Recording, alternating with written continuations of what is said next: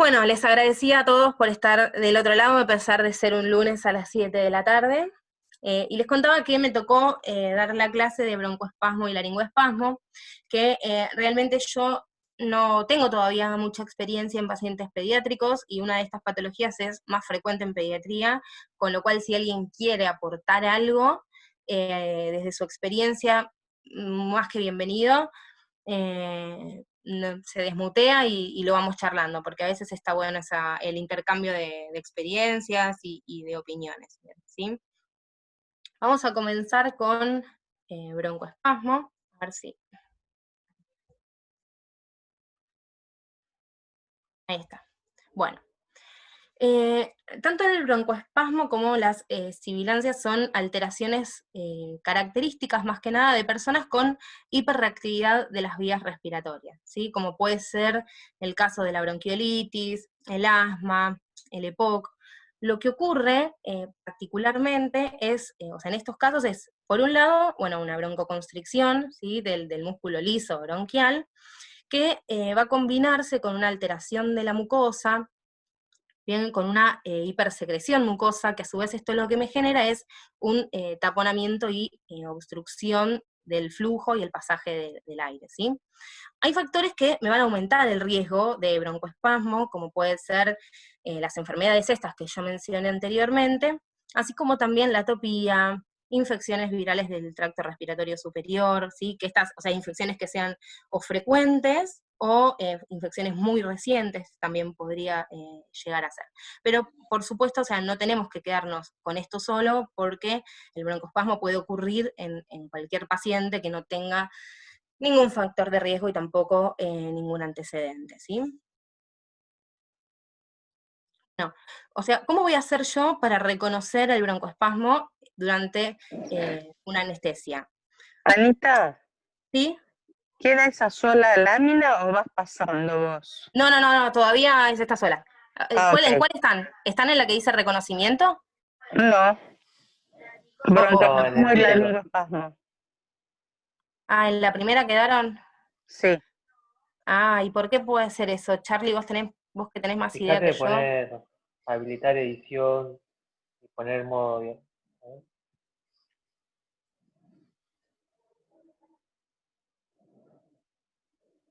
¿Pusiste A ver, presentación de diapositivas y todo? sí, ¿ahí Porque les nos cambió aparece algo a como... ustedes? No. No. Fíjate que ¿Ahí está no? compartiendo la pantalla adecuada. ¿Y eso cómo sería la adecuada? A ver, Cuando pones compartir en pantalla, te da a para elegir. finalizar presentación. ¿Ahí qué ven? Hay broncoespasmo que se ve la tráquea con pulmón. Bueno, a ver, voy a ampliar esto, o sea, esto mismo. O sea, a ustedes les pasó de diapo, ¿no? Sí, está ¿Ahí? sola. Sí, estamos en la segunda. Ahí están en la segunda, que antes no la habían visto. No. No. Bueno, está bien. Igual solamente pasé estas dos imágenes, Mm. esta también. Acá, bueno, acá hablaba más que nada de la combinación entre hipersecreción mucosa, el taponamiento, y cómo vemos que disminuye la luz del bronco. Entonces, bueno, me quedé en esto, en el Perdón, Anita, reconocimiento. sigue, es lo mismo, ¿eh? Estás compartiendo la pantalla quieta. Que es la que uso siempre, no sé cómo hacer para... Trata A ver, de, Charlie, de darle otra vez que sea anfitriona a Ana.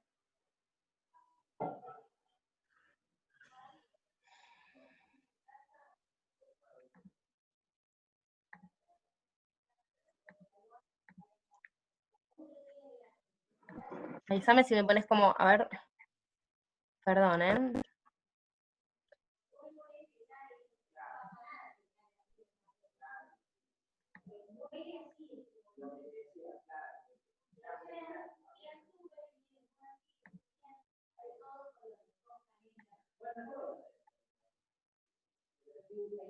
Ahí estoy como anfitriona, Charlie.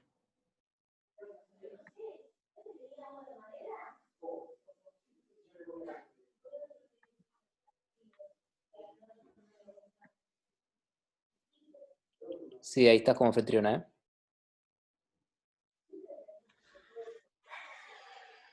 Che, qué raro igual.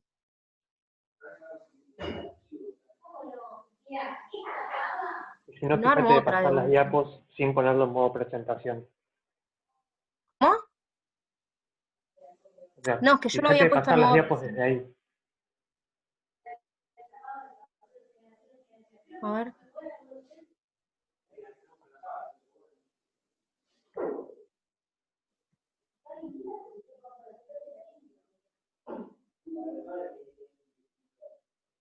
¿Ahí ven la primera? Ahí se ve reconocimiento del broncoespasmo. Bueno, a ver. Avísenme si ahora pasan o no. Estamos en la que dice reconocimiento, ¿verdad? Sí, Y la pero no amplié. entra no entra en modo pantalla completa. No entra. O sea, trata fíjate de no entrar en ese modo y pasarlas directamente así. Vos decís que no entre en modo pantalla completa yo Claro, y las pase en chiquitito. sí. Bueno, a ver.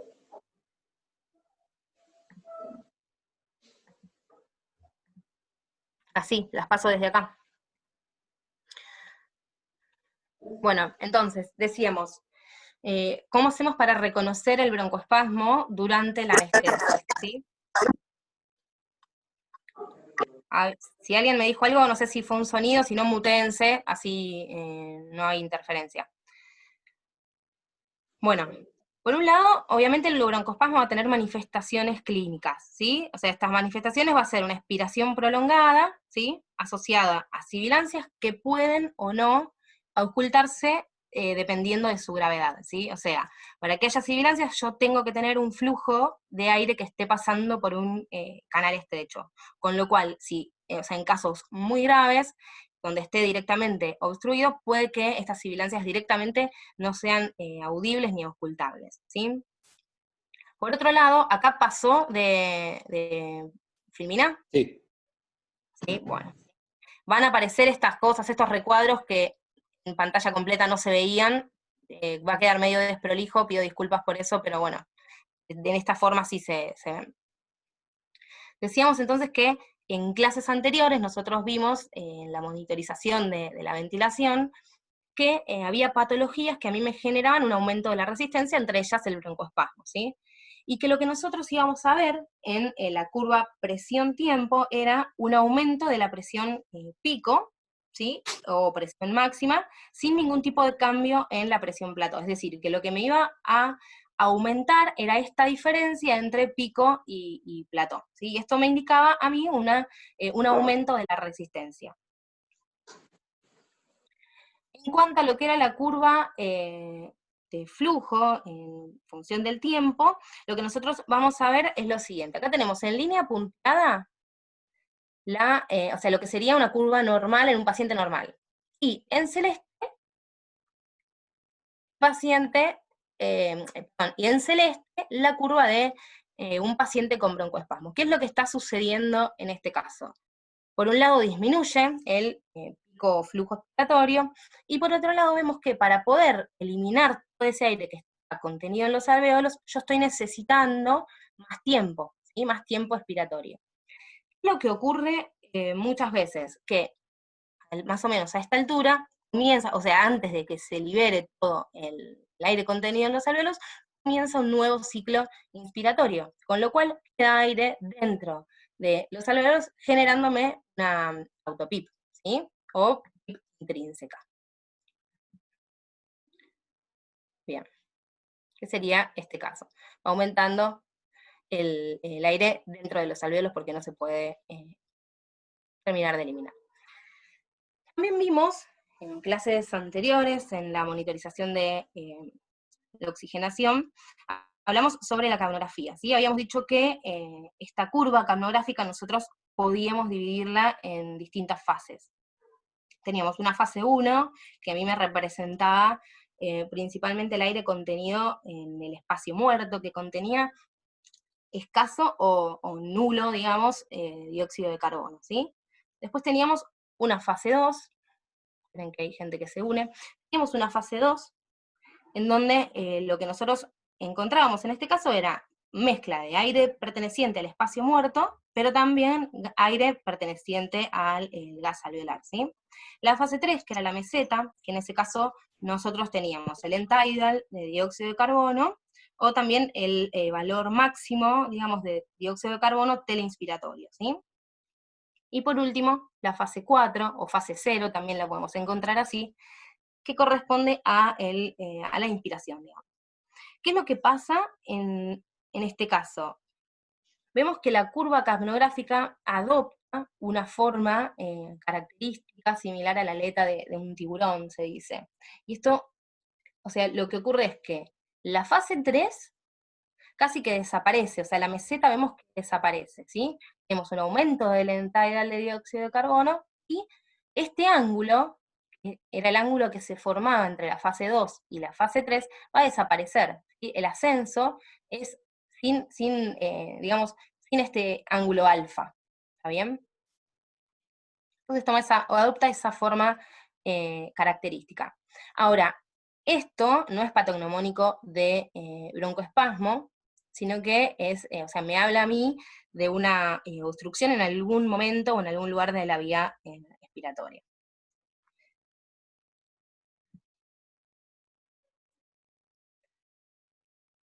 Bien, acá es más o menos lo que estuvimos diciendo, o sea que tenemos dos cuadros en donde en uno habla de las causas de sibilancias durante la anestesia general, ¿sí? Dentro de estas causas nosotros podemos encontrar una obstrucción parcial del tubo traqueal, que dentro de estos podemos incluir un tubo que esté cercano o que esté colindando con la carina, o bien intubación endobronquial. Broncoespasmo puede ser otra de las causas, que sería el tema de esta clase. Puede ser también por un edema pulmonar, aspiración de contenidos gástricos, embolia pulmonar, neumotórax a tensión, o un cuerpo extraño en el árbol traqueobronquial. Y después, por otro lado, tenemos causas de aumento de la presión en las vías expiratorias, ¿sí? Por eso dijimos que no era patognomónico. Después yo voy a mostrar un cuadro, un algoritmo, que lo agregué al final de la clase porque me pareció interesante, en donde en ese algoritmo, digamos, están todas estos diagnósticos diferenciales. Dentro de las causas del aumento de la presión máxima, lo que hacen es dividirlo en 3 grandes grupos. Por un lado, tenemos el grupo con todo lo que es relacionado al equipo anestésico, ¿sí? Dentro de este grupo nosotros encontramos un volumen corriente excesivo o altas tasas de flujo inspiratorio, por ejemplo. Después tenemos otro grupo que es todo aquello relacionado al dispositivo de vía aérea, ¿sí? Y dentro de este vamos a encontrar un tubo traqueal de pequeño calibre, una intubación endobronquial, o que el tubo esté acodado, torcido, bloqueado, ¿sí? Y por último, aquellos, digamos, todos aquellos factores relacionados al paciente, como puede ser la obesidad, la posición de la cabeza, el neumoperitoneo, neumotórax a tensión o broncoespasmo también, ¿sí? Entonces, ¿cómo vamos a hacer nosotros el diagnóstico de broncoespasmo? Si tenemos habíamos dicho que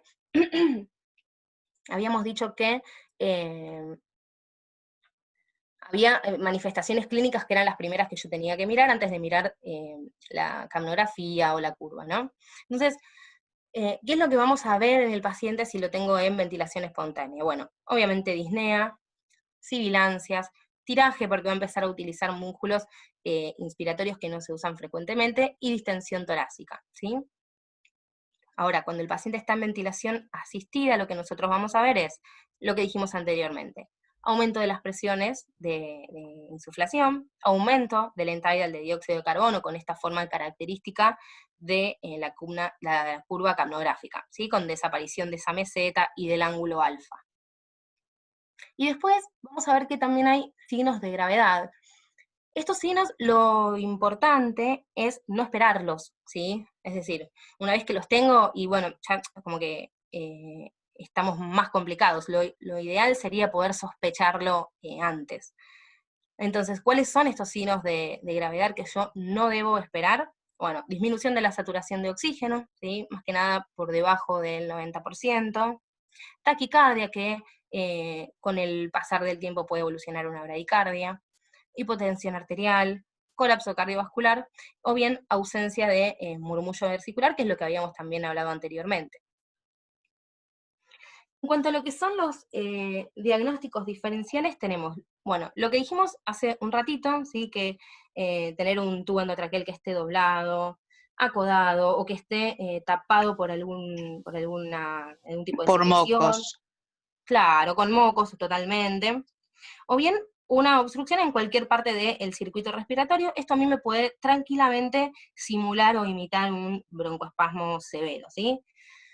Es muy importante poder reconocerlo y corregirlo inmediatamente. ¿Por qué? Porque básicamente puede tener consecuencias fatales o desastrosas. Después, otro diagnóstico diferencial es el laringoespasmo, ¿sí? Que puede presentarse con signos de obstrucción de las vías respiratorias, ¿sí? Que dentro de esto ahora nosotros lo vamos a ver un par de filminas más adelante, pero que incluyen el aumento del esfuerzo expiratorio, tirón traqueal, movimiento paradójico del tórax y el abdomen también, ¿sí? Hiperreactividad bronquial, ¿por qué? O sea, si yo ya sé de antemano que un paciente tiene más riesgos de sufrir hiperreactividad bronquial, a mí me va a permitir sospechar con mayor fuerza y antes un broncoespasmo, ¿sí? Especialmente, por ejemplo, en pacientes que sean asmáticos o EPOC mal controlados, ¿sí? También otra cosa que es importante es la exposición perioperatoria al humo del tabaco. Eso también me aumenta mucho, no solo el riesgo de broncoespasmo, sino de cualquier evento respiratorio, ¿sí? Atopía también es uno de los factores de riesgo. Todo esto me pueden predisponer a laringoespasmo.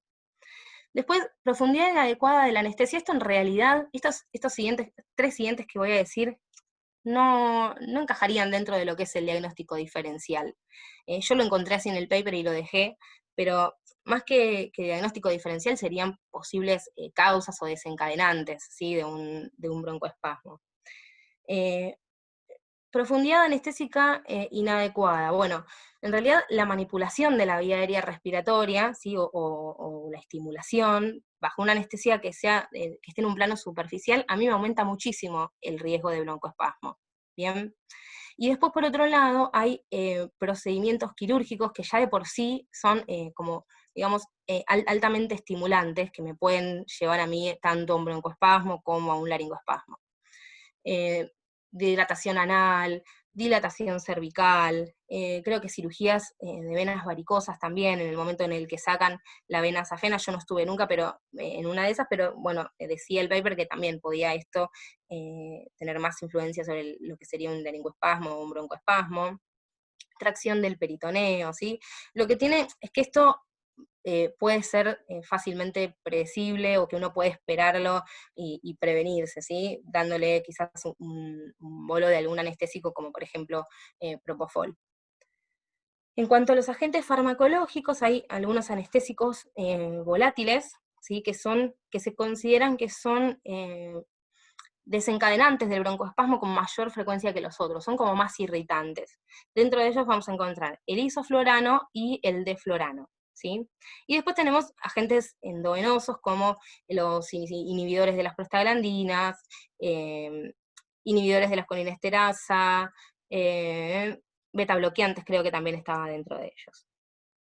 Aquellos liberadores de estamina también, ¿sí? Ya sea atracurio, mivacurio, ellos también pueden precipitar el broncoespasmo y obviamente tenemos que tener como mayor cuidado si es un paciente de riesgo.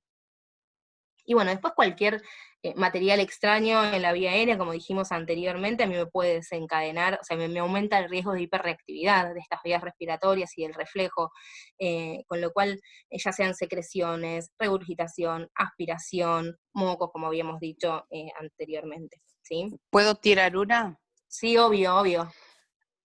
Por ejemplo, cuando vos estás ventilando al paciente antes de intubarlo, que el cirujano tiene la mala costumbre de tocarle los huevitos, hacerle la retracción de la telita. Entonces, cualquiera de esas maniobras que el cirujano haga te puede desencadenar un broncoespasmo o un laringoespasmo en el chiquito.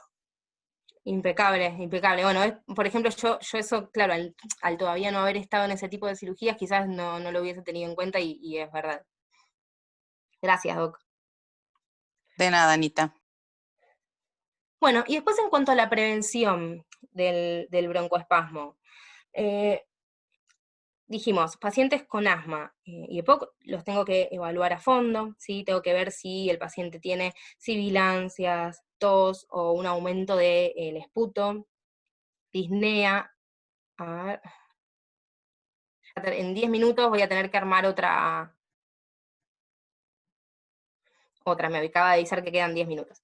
Bueno, disnea, o sea, todo esto a mí me va a hablar de un control deficiente, ¿sí? O sea, que es un paciente no controlado. Lo mismo si es un paciente que tiene frecuentes recaídas en el hospital o si tuvo exacerbaciones recientes, eso también a mí me tiene que alarmar y tengo que, bueno, pensar si es conveniente continuar la cirugía, no continuar, o sea, hacer la cirugía en el caso de que sea una cirugía electiva o quizás posponerla hasta que la vea otro especialista, ¿sí? Y otra opción que planteaban era la administración de broncodilatadores o glucocorticoides previos a la cirugía, ¿sí? Después, todos los pacientes deben ser alentados o aconsejados a dejar de fumar antes de la cirugía, ¿sí? Lo ideal es que sea, o sea, que esta abstinencia tabáquica sea entre 6 u 8 semanas previas, ¿sí? A la cirugía. Y esto, o sea, cuando es entre 6 y 8 semanas, me reducen significativamente el riesgo de complicaciones respiratorias, o sea, no solo broncoespasmo, sino que complicaciones respiratorias en general, ¿sí? Y después, por último, bueno, las infecciones del tracto respiratorio superior, en niños principalmente, me aumenta mucho el riesgo de broncoespasmo. Entonces, es necesario, si viene un paciente con algún síntoma, es necesario posponer la cirugía.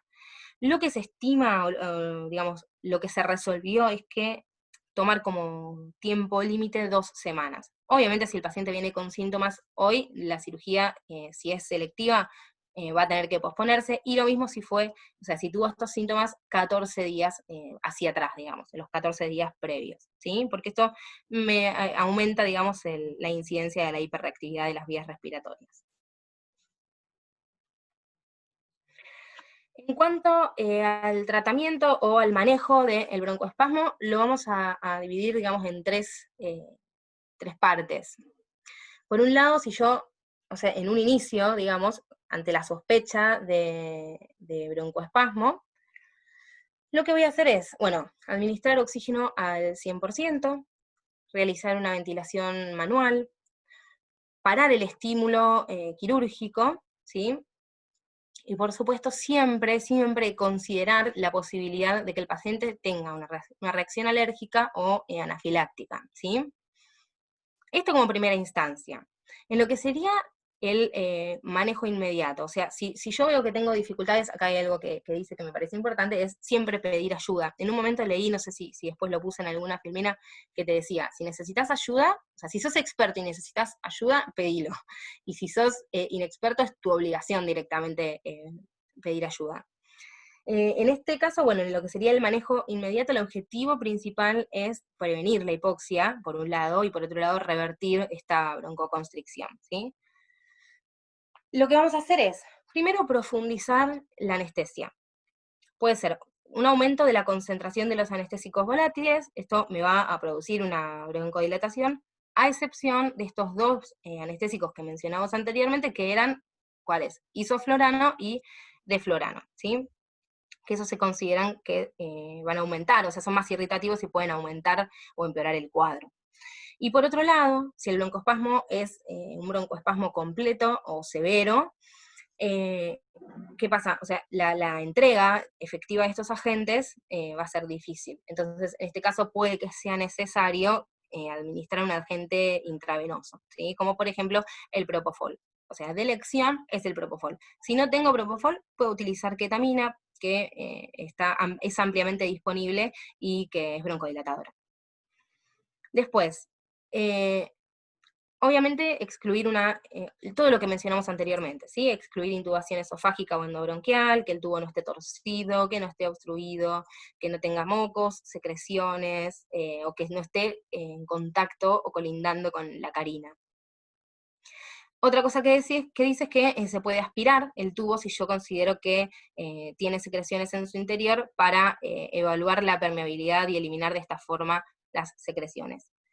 En cuanto al tratamiento con drogas, bueno, ahí en el recuadro, en el último, digamos, en el recuadro D, habla sobre los principales agentes utilizados para tratar el broncoespasmo agudo, ¿sí? En primera instancia de elección, lo que se hace es un agonista beta inhalado, como es el caso del salbutamol. Esto puede repetirse varias veces, de hecho ahí dice que si uno usa con este inhalador de dosis medida o algo así, puede dar hasta 6 a 8 puff. Y lo que me pareció muy interesante de esto es que te dice, bueno, que vos obviamente tenés que administrar este salbutamol por debajo del filtro intercambiador de calor y humedad, ¿sí? Y que lo puedes usar con un adaptador. Nosotros, corríjanme si acá estoy equivocada, pero yo creo que nosotros no usamos adaptador. Nosotros lo que hacemos directamente es esto mismo que menciona acá, que yo ahora traje una imagen, después lo voy a poner, que es la ampollita esta o el frasquito de salbutamol, lo pones dentro de una jeringa de 20, y nosotros, si no me equivoco, directamente con la jeringa lo aplicamos sobre el tubo, ¿verdad? Bueno, sobre el codito vendría a ser. ¿Se escuchó? Sí, hacemos Lo que eso. hacemos Jeringa eso. de 60. Con la jeringa de 60 hacemos eso. De 60 lo hacemos. Bueno, acá en la imagen que yo traje es con una de 20. Bueno, pero a lo que voy es que acá lo que te recomienda es agregar en la punta de la jeringa una sonda bien chiquitita, como para, o sea, que mida aproximadamente entre 15 centímetros más o menos. ¿Para qué? Para, en ese orificio donde nosotros ponemos la jeringa, pasar la sonda y que de esta forma a mí me evite perder gran parte de ese salbutamol pegado en las paredes del tubo. Entonces, me pareció interesante. Después yo voy a mostrar que traje una fotito. Muchas veces, Sí. perdón, ¿no? Muchas Sí, por veces favor. lo que yo hago en pediatría cuando tengo un broncoespasmo muy severo, hacerle directamente en la boca con el salbutamol, porque la absorción sublingual es una absorción de excelencia. Casi el 90% del salbutamol se absorbe en su totalidad. Entonces evita que pase por el espacio muerto que dejaría el tubo endotraqueal. Perfecto, perfecto. Sí, en algún lado, es más, no sé si no está acá, a ver, ahí no.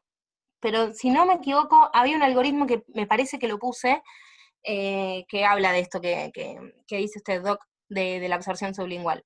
Si no me Sí. equivoco, lo puse. Ahora no me acuerdo porque hice cambios a último momento, pero creo que quedó ese algoritmo. Ok. Bien. También se puede dar por vía intravenosa el salbutamol. Bien, y después por otro lado tenemos fármacos anticolinérgicos como el bromuro de hipertropio, ¿sí? Que me bloquean la constricción del músculo liso. Y si el broncoespasmo no responde, tenemos que considerar el uso de adrenalina, sulfato de magnesio o bien ketamina. Bien. Esto sería como el manejo inmediato. En cuanto al manejo secundario, a ver, apunta principalmente a realizar una terapia continua y tratar o abordar la causa, ¿sí? que lo provocó. Por un lado tenemos, bueno, los corticoides y los Permiso, antihistamínicos. Sí, Hola. sí, ¿Aminofilina Doc. no se usa más? Aminofilina también, sí, no la dije, perdón. Aminofilina Oh, también. dale. Gracias, Doc. No la dije, me la salté. Bueno, entonces decíamos que corticoides y antihistamínicos que cumplen un papel fundamental en este manejo secundario, que hay que administrarlo de forma rápida, si no me respondió, digamos, el tratamiento anterior o las medidas iniciales. Siempre considerar a fondo, o sea, volver a considerar alergia y anafilaxia, ¿sí? Por lo tanto, tengo que evaluar signos clínicos del paciente, ver si tiene algún signo cutáneo, algún signo cardiovascular. Tengo que, si puedo, bueno, sí, o sea, tengo que volver a revisar la historia clínica del paciente para ver si era alérgico y yo no lo leí, se me pasó, o no me di cuenta, ¿sí? Y pensar a su vez en el mismo momento todos aquellos fármacos que yo le administré en el perioperatorio. Si le estoy pasando en este momento un fármaco, también suspendérselo. Y siempre, bueno, obviamente, examinar el paciente y reconsiderar diagnósticos alternativos como un edema de pulmón agudo, neumotórax a tensión, embolia pulmonar. O sea, siempre pensar en estos, soy muy repetitiva con esto, pero bueno, siempre pensar en los diagnósticos diferenciales. Por otro lado, es importante optimizar la ventilación mecánica, y es un poco lo que habíamos dicho antes. El objetivo principal de la optimización sería, bueno, prevenir o corregir la hipoxemia.